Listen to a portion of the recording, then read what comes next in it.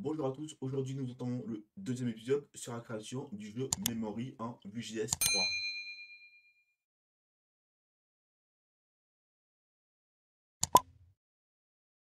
Alors une fois que notre composant a été monté, la première chose que nous voudrons faire ici, c'est affecter chaque image à chaque carte. Dans la dernière vidéo, nous avions transféré 9 images dans le dossier IMG. Alors ici, j'avais copié plusieurs fois la même carte, donc ici ils ont tous la même image. Du coup, ce qu'on va faire, c'est les effacer, jusqu'à ce qu'il m'en reste qu'une seule. Alors si on constate le code source qui a été généré, on va regarder plus précisément au niveau de l'image. Vous le constatez ici, la source c'est img slash agneau avec un truc bizarre là, .jpg. Alors si on regarde notre image, vous le constatez, c'était agneau.jpg. Alors qu'est-ce qui s'est passé? Vue.js a interprété et compilé cette image là pour pouvoir l'inclure au niveau de notre balise img. C'est un point très important. Alors, au niveau de l'image, on va lui rajouter une classe. Alors c'est une classe de Bootstrap. Alors ici, autant pour moi, je me suis trompé. Alors c'est pas underscore body. C'est la classe de tuteur Bootstrap que j'utilise ici. Alors ici, nous, étant donné que nous aurons 9 paires, donc il nous faudra 18 cartes. On va utiliser la directive vfor. Vfor, la variable i in 18. Alors il nous met ça en rouge, ce n'est pas indispensable. Si j'enregistre, ça fonctionne bien. Mais ici, il nous dit, vu qu'on est dans une boucle, il faut que chaque carte ait une clé unique. Donc on va utiliser le i de la variable pour notre clé. Donc 2.key, car c'est une variable dynamique. Il nous crache filet d'erreur et ça fonctionne toujours. Donc nous avons bien ici nos 18 images. Alors nous, ce qu'on veut, c'est qu'il y ait 9 images différentes pour avoir 9 paires. Du coup, lorsque notre composant sera créé et monté, on va faire certaines choses.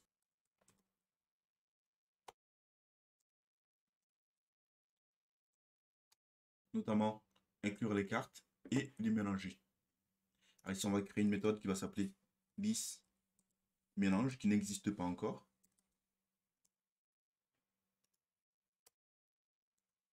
Et ici, on va créer notre méthode.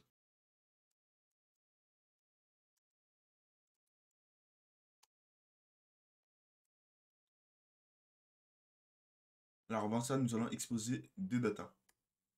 Donc ici, dans la clé data. Ici, on va retourner plusieurs choses. Nos images, donc, qui sont un tableau.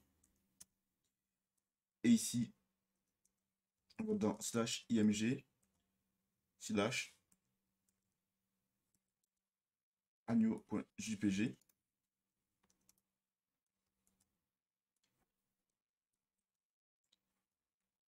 Et là, on va inclure toutes nos images.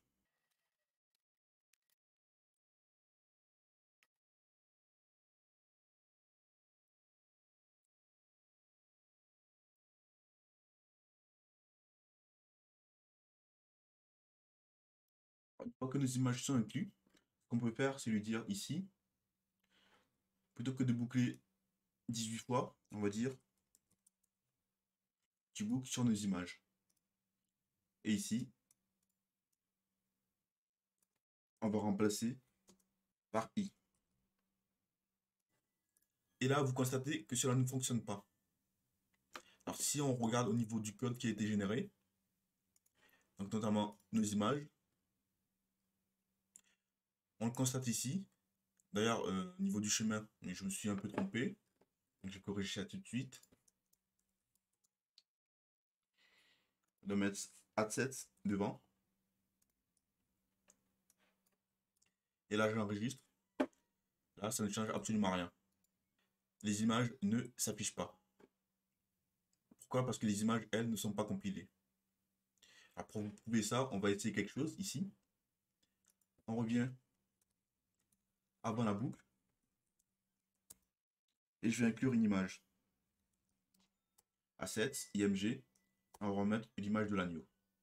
Donc l'image de l'agneau, elle fonctionne bien. Alors si on regarde au niveau de l'image, vous constatez bel et bien qu'ici, que notre image a bien été compilée. Pourquoi? Parce qu'il y a eu un changement de nom. Alors pour comprendre ça, ce que je vais faire, c'est mettre en pause le projet. Et je vais lancer le build qui va permettre de construire le projet. Yarn run.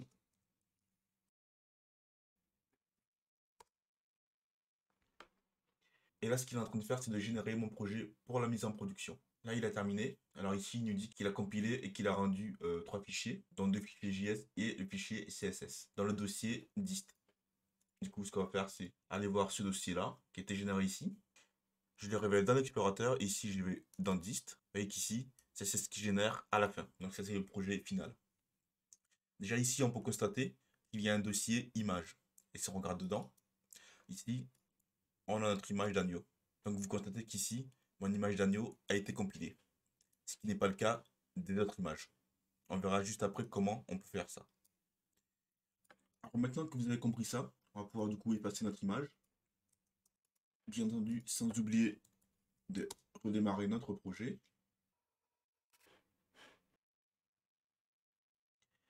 Donc ici, on revient à la normale.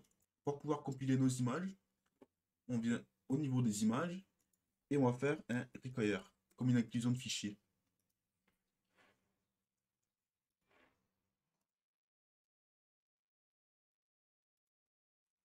On fait ça pour chacune de nos images. Alors ici c'est normal, je n'y ai pas donné le bon chemin.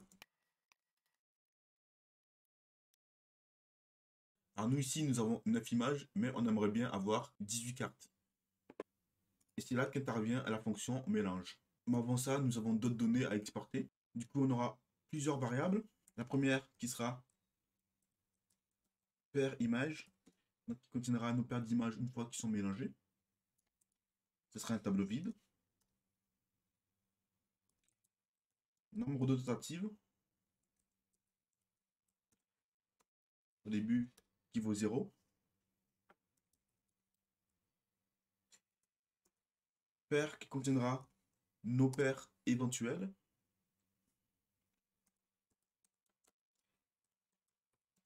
Paire trouvée qui contiendra le nombre de paires qui ont été trouvées. Ici, vu qu'on a commencé en français, autant tout mettre en français. Le timestamp, qui sera la durée de jeu. Au départ, ce sera 0. Le timer qui stockera notre intervalle. Vous comprendrez pourquoi.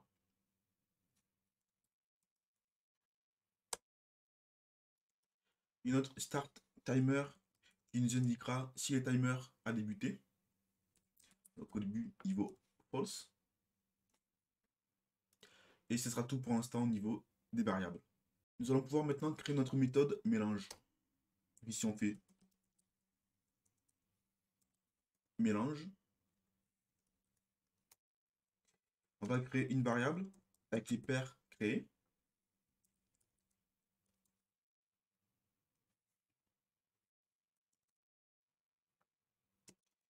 Qui sera un tableau vide.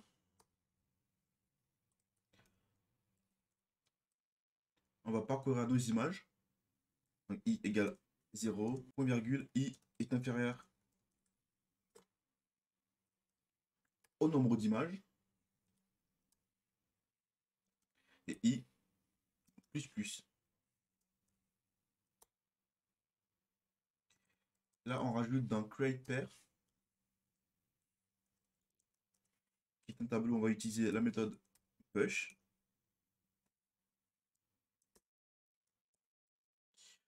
On va inclure un premier objet à l'identifiant de l'image et un deuxième qui sera notre image. Donc 10 image i. Et étant donné qu'on veut des paires, donc dans le tableau, on va refaire ça une deuxième fois. Faisant virgule. Alors, une fois que c'est fait, on va mettre nos images dans nos paires d'images. Faisant create pair point sort qui va mélanger nos cartes. On veut que ce soit mélangé de manière aléatoire.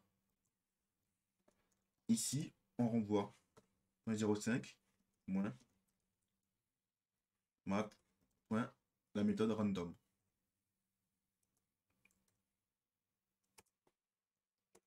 Alors j'ai recherché sur internet et j'ai vu que c'était l'une des méthodes qui était très utilisée pour faire des mélanges et sortir des nombres aléatoires. Et ici, nous allons exécuter notre méthode dès le montage de notre composant. nos paires d'images sont contenues dans la variable pair images. Du coup, maintenant, on va affecter ce tableau-là à la place des images ici.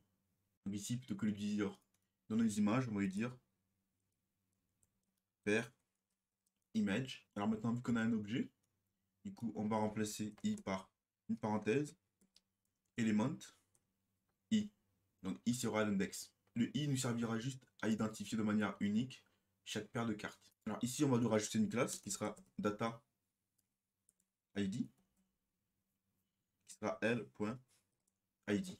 Ici, on va utiliser l.img.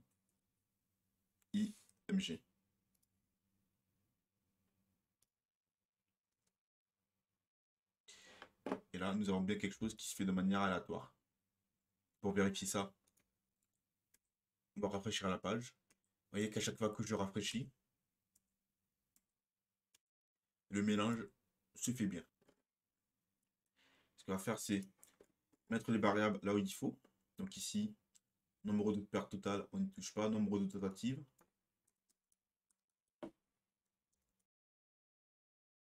Temps de jeu. Et le nombre de paires trouvées. Maintenant, ce que je vais vouloir faire, c'est retourner la carte à chaque fois que j'appuie dessus.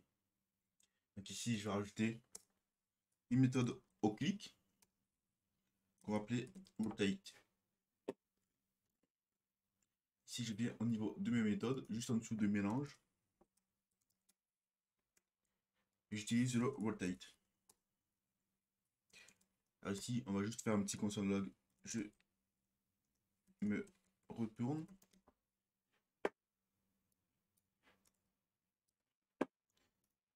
Et là, il n'y a pas de souci. On va devoir faire plusieurs choses. Déjà, retourner notre carte.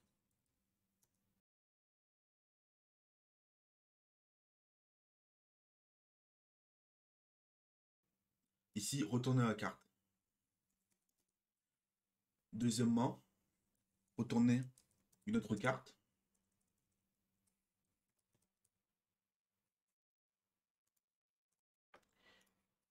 Et vérifier s'ils sont pairs.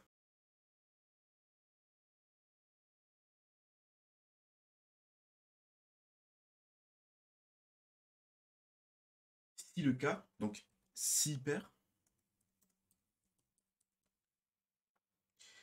alors je laisse retourner.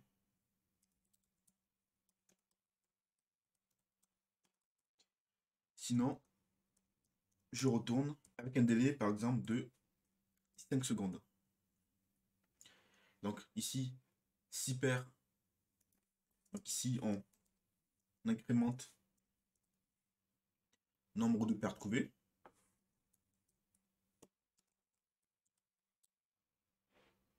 Et également, nombre de tentatives.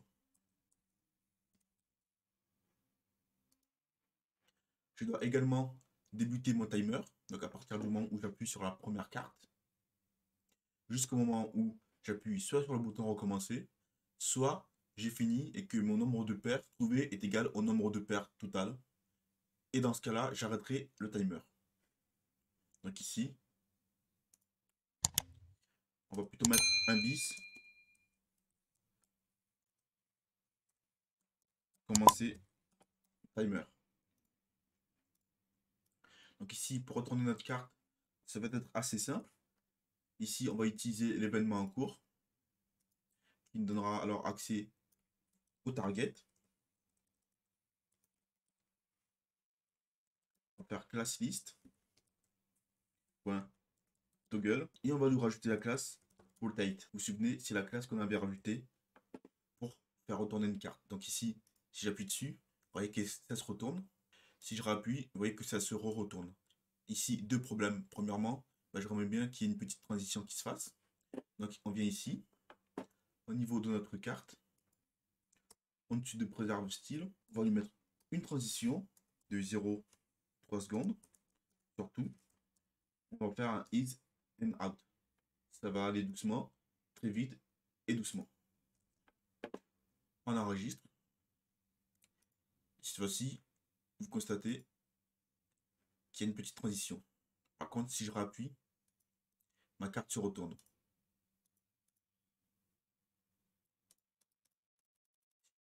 Et ça, ce n'est pas un comportement que l'on veut. Alors ce comportement est dû à la propagation des événements. Lorsque j'appuie sur la div card, l'événement click se propage sur les événements enfants. En l'occurrence ici, sur l'événement image. Alors pour être sûr que lorsqu'on clique, que l'événement soit bloqué dans la classe card, devant le clic, on va rajouter un modifieur qui est le self pour lui dire que cet événement va s'appliquer seulement que sur lui-même.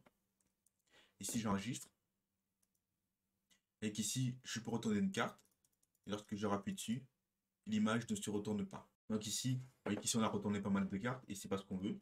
On va vérifier qu'on n'a pas déjà deux paires. Donc en testant si 10 paires est inférieur à 2. Dans ce cas-là, si c'est bien inférieur à 2, on retourne notre carte. On va l'ajouter à notre paire éventuelle. Donc ici en faisant un push e.target. À chaque fois qu'on appuie sur le bouton, on rentre dans cet événement qui va retourner la carte, qui va ajouter à une paire éventuelle. Ici, on va tester. Est-ce qu'on a bien deux cartes?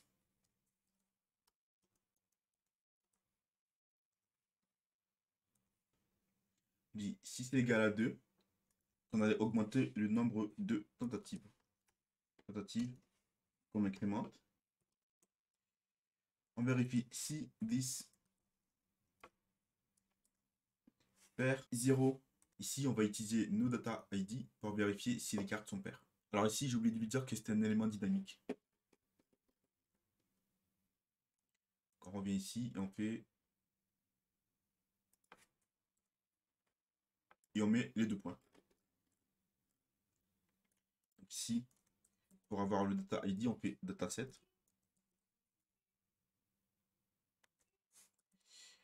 Qui s'appelle ID. Est-ce que c'est égal à 10 paires? Le deuxième élément, avec le dataset également. ID. Si c'est le cas, alors on va incrémenter le nombre de paires trouvées.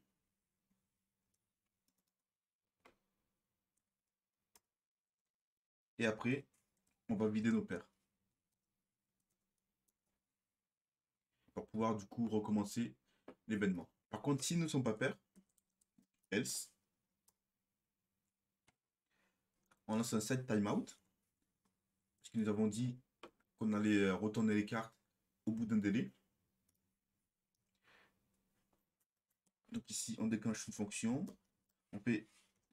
On rappelle du coup nos paires en faisant un class list. Remove, rotate. On répète l'opération pour la deuxième paire éventuelle. Et on vide notre tableau. On a dit qu'on va déclencher ça au bout de... Alors, 3 secondes, c'est un petit peu long. On va plutôt mettre 1 seconde.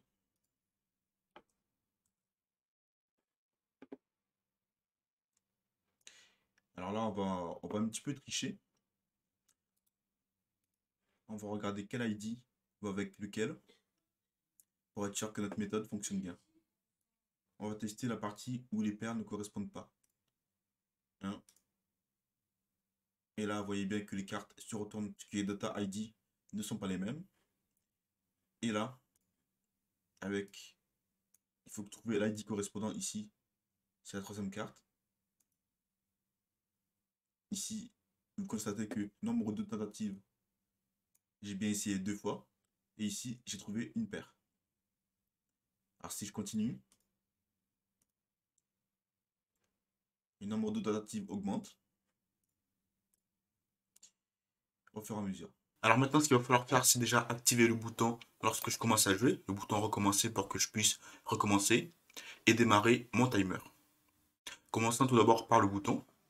Donc je viens au niveau de rotate. Je vais chercher le bouton avec un document query selector. Avec ici mon bouton qui possède l'ID recommencer.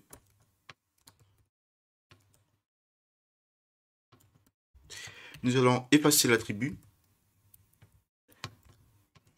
disable.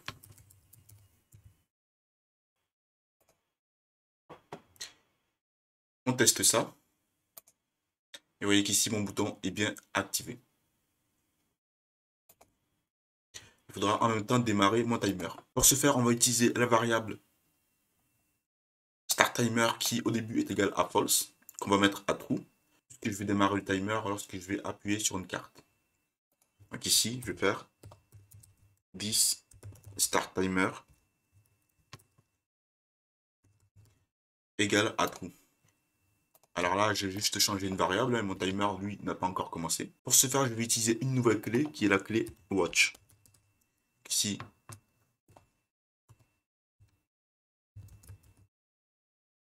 cette clé-là va me permettre de surveiller une variable, plus précisément l'état d'une variable. Donc ici, je vais surveiller ma variable startTimer. Donc ici, je fais startTimer, qui du coup devient ici une fonction. Et je vais faire ici un log. Je commence. J'ouvre ma console. Alors ici, il faut bien faire attention. Le watch, c'est une nouvelle clé, donc il doit se trouver au même niveau que méthode.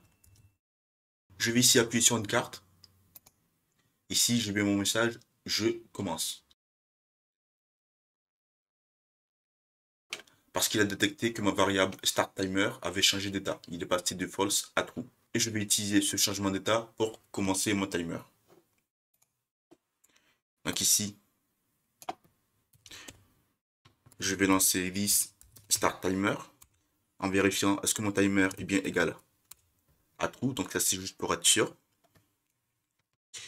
Alors ici, je vais créer plusieurs variables. D'abord, les minutes.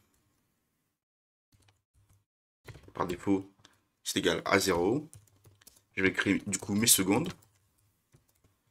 Également égal à 0. Ici, je vais lancer mon intervalle. Donc 7 intervalle qui prend une fonction. Dans cette fonction-là, je vais incrémenter le nombre de secondes et le nombre de minutes. Ici, je fais secondes plus plus. Après, ce que je vais faire pour faire un peu plus propre, je vais vérifier est-ce que les secondes sont inférieures à 10. Si c'est le cas, je rajoute un 0 devant. Ici, 6 secondes est inférieur à 10. Alors seconde sera égal à... Donc 0 ici, c'est bien un string. Plus mes secondes. Et ensuite, ce que je vais faire, c'est que je vais transformer mes secondes en minutes. Puisque 60 secondes est égal à 1 minute.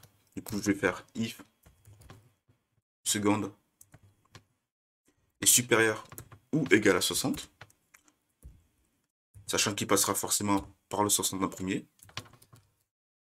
Alors seconde, lui, il retombe à 0 pour pouvoir recommencer la boucle.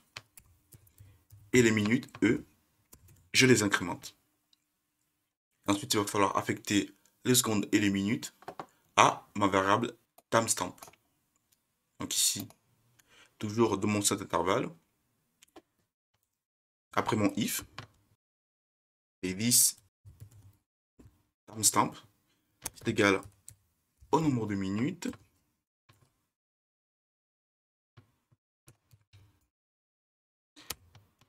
plus le nombre de secondes.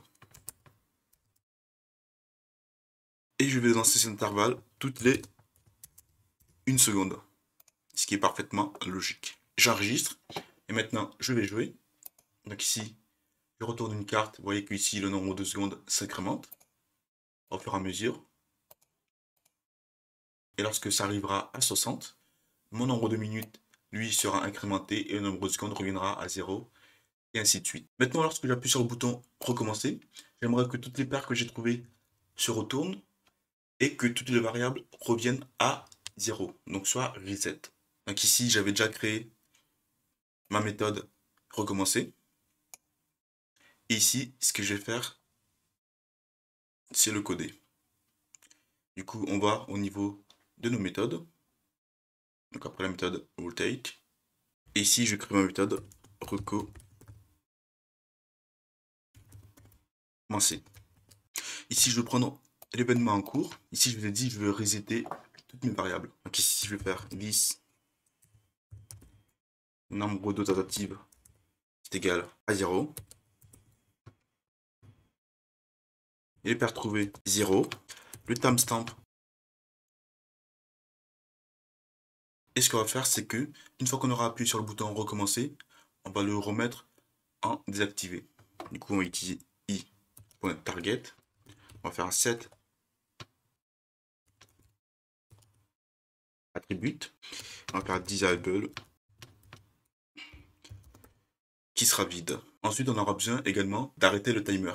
Puisqu'ici, nous, on a juste dit timestamp sera égal à 0, mais le timer, lui, il continuera. Et du coup, ici, au niveau de la méthode watch, ici, je vais mettre mon seul intervalle dans une variable dans laquelle je vais pouvoir avoir accès dans la méthode recommencer. Donc ici, je vais faire 10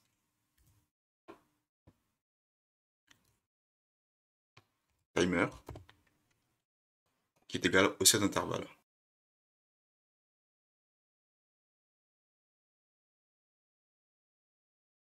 Et maintenant, je vais pouvoir faire clear intervalle égal à 10 timer. Et du coup, qui arrêtera mon timer. Ensuite, nous avons dit que nous voulions retourner toutes les cartes. Alors ici, ce qu'on va faire, c'est créer ça dans une méthode à part. Qu'on va appeler reset. Alors ici, ce qu'on va faire, c'est sélectionner chacun de nos cards. Donc ici, point card. Un for each. Alors, étant donné qu'on ne peut pas faire un for each sur une node list, du coup, on va transformer en tableau. Faisant ici array. From.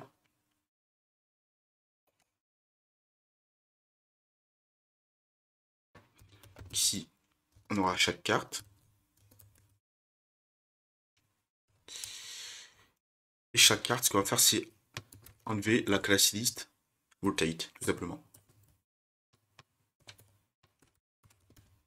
Et ici, on va utiliser notre fonction. J'ai enregistré et maintenant, je commence à jouer. Ici, vous voyez que le nombre de secondes s'incrémente. Là, je fais.